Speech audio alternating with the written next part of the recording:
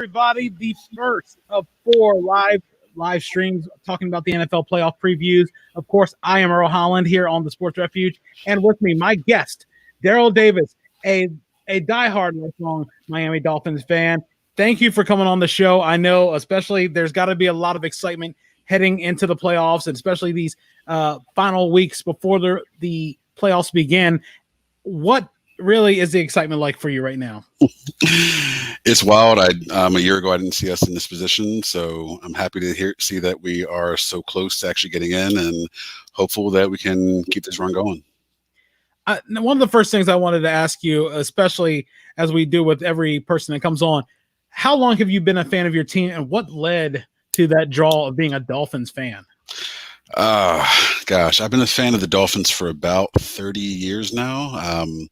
Actually, no, scratch that, almost 30 years now. It was probably around 94 that I joined up. I started off as a LA Rams fan, mostly because Flipper Anderson used to play for them, and he was a local guy up in Jersey. So I kind of followed him, loved the team. But when I actually got into football, probably around 94, then something about like Dan Marino and the way he threw the ball just captivated me. So I started following him and loved the team ever since. To you, has there been a huge, memorable moment as a Dolphins fan? Gosh, we've been horrible the last 20 years, so it's kind of hard to really have a lot of good memories. But most recently, I guess the biggest memory that sticks out in my head is December the 9th of 2018, the Miracle Miami. Just watching that play just unfold in real time was just wild. And I remember just like jumping up and down as we're laddering the ball back and forth, and we got it in and won the game at the end. So that was pretty big.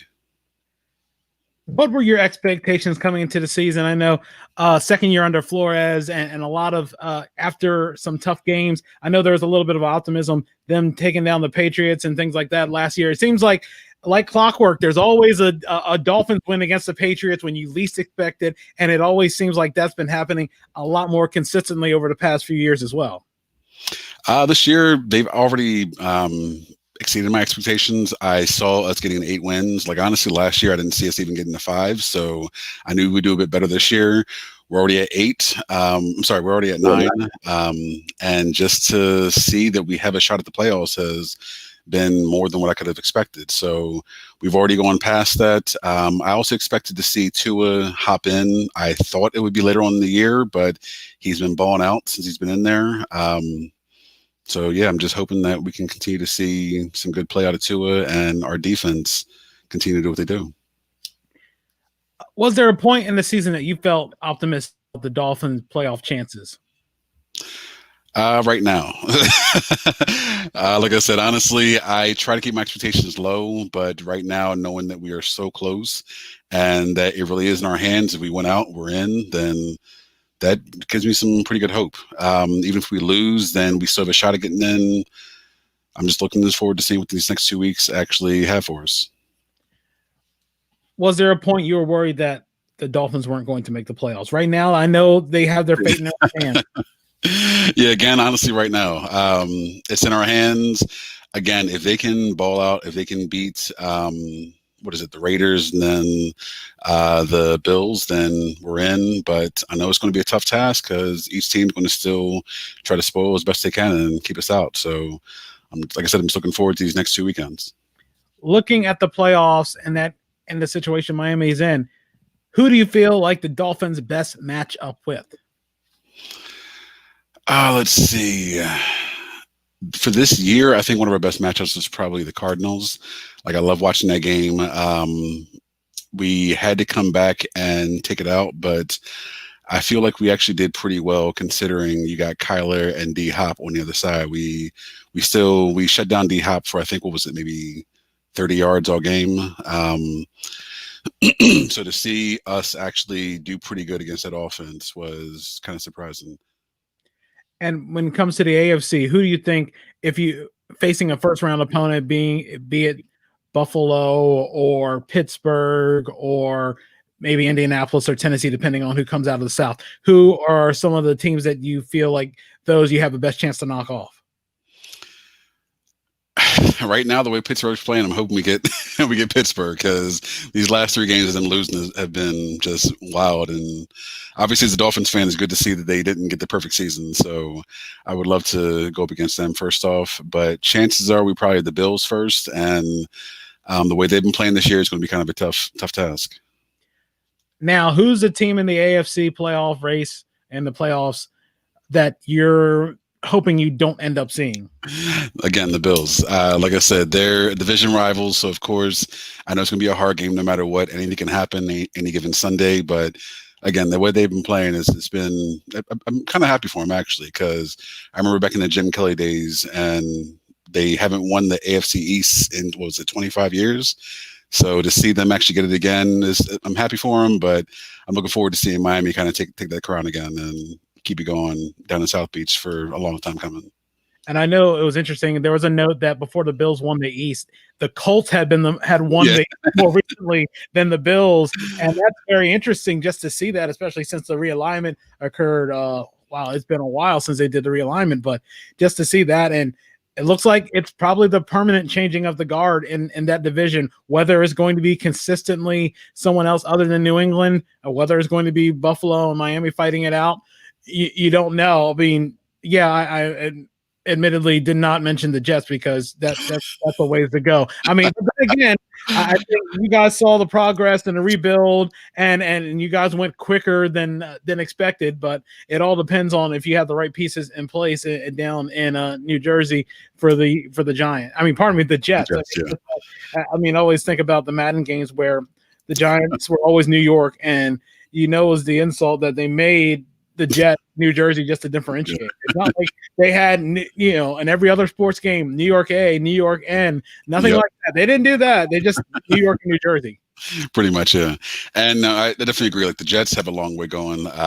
Looking forward to seeing what kind of quarterback they draft in the first round, because that's almost a guarantee it's going to happen. Yeah, they've got a couple years until they can do anything. The Pats, you got Belichick, who you never want to count that dude out. So you never know what's going to happen. The changing the guard, the Bills are going to be it for a bit, but I'm hoping that Miami kind of takes that crown right back in the next year or two. So we'll see what happens. I know that, as we mentioned before, that sometimes a Patriots assistant becoming a head coach doesn't always end well. I mean, the most recent example is Matt Patricia in Detroit. We look at Bill O'Brien and Houston, and some of the past examples, even Josh McDaniels in Denver. Was there apprehension about the hire of Flores?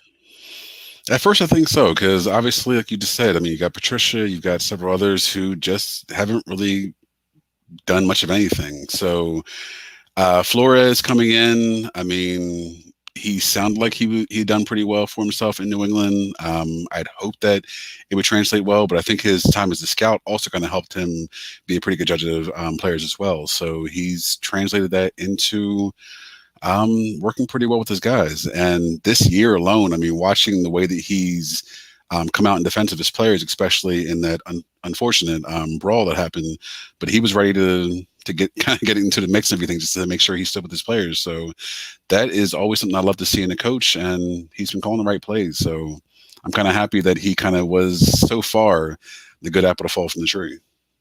And especially his youth, it really helps as well. I feel like sometimes you get these guys who might be a little older. You could have got a Charlie Weiss type guy as opposed to as you did. I mean, and even then, Bill O'Brien still had this reputation, especially coming from Penn State after a little bit of time in New England.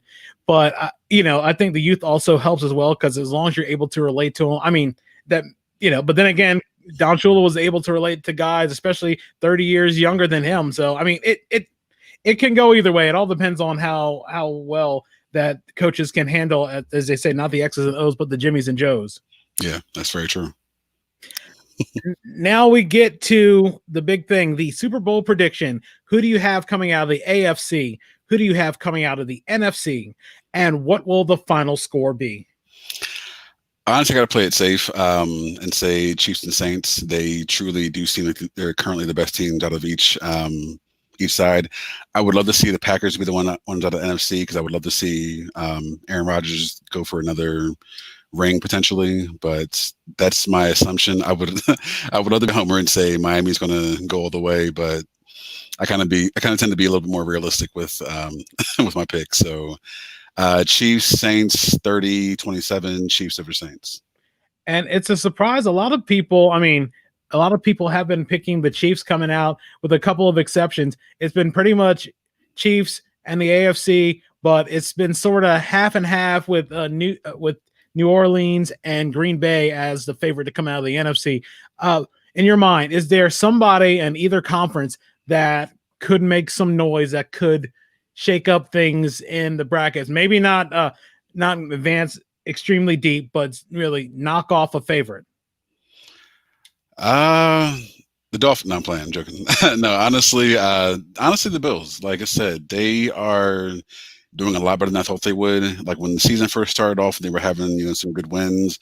I was like, they haven't really fought and beaten anyone serious, but they've kind of proved me wrong. And I wouldn't be surprised if they did some real damage in the playoffs. I don't want to say that they're going to win the Super Bowl just yet. Especially being an AFC fan, AFC East fan. I don't want to see that just yet, but I wouldn't be surprised if they kind of came through and did some real damage. And I don't think they would face the Chiefs until the AFC Championship game, considering the current seeding order, but that would be an interesting game to watch. Before we wrap this up, just wanted to know if you had any shout outs for anyone, any social media where people can reach out to you, especially talk to you, or if you got anything to promote as well. Shout outs, nothing at the moment. Like I said, just hoping that Miami continues to surprise me and do amazing. Hopefully Tua keeps interceptions low and this line blocks pretty well to keep him healthy. I want to see that defense continue to ball out, get more and more interceptions every single game, keep that streak alive. Social media, you can find me obviously on Facebook, Darryl Davis. Twitter, my username is Vince Dies, VinceDies. That's the two main ones that I use right now. So, yeah. I was curious about that. How did the Vince Dies handle? Vince Dies is an inside joke. It was a mixture of two different names that I had went by back in high school just for a couple of my friends and everything. So kind of went the Vincent and then the Diesel part, kind of put them together, and Vince Dies came around, it's kind of stuck. So I kind of use it for, actually, I guess that's another thing. If you guys play any gaming, anything, I'm Vince Dies on really anything you can imagine. Xbox, PlayStation, Steam. So look me up, friend me. I don't really care. Go for it. All right, Darryl, I really appreciate it. For everybody who's been tuning in, thanks a lot for tuning in. Again, this is the first of 4 live streams we're doing. Up next will be the Tennessee Titans and Jason Bruce as well. But of course, again, if you guys have any comments, just feel free to tag us in the comments, and we'll finish this conversation off air. For everybody here listening, I am Earl Holland with my guest, Darryl Davis. We will be back around 6:30 or so with the Tennessee Titans. Again, thanks a lot, and we'll talk a little more off air.